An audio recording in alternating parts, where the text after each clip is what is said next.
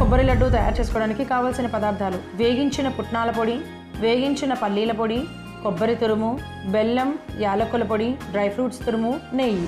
పుట్నాల కొబ్బరి లడ్డు తయారు చేసుకునే విధానం: ముందుగా స్టవ్ వెలిగించి ప్యాన్ పెట్టుకొని నెయ్యి వేసి అందులో డ్రై ఫ్రూట్స్ తురుము వేసి వేగించి తీసి పక్కన పెట్టుకోవాలి. ఇప్పుడు అదే ప్యాన్లో 1 కప్పు బెల్లం, 2 కప్పుల నీళ్లు పోసి పాకం పట్టుకోవాలి.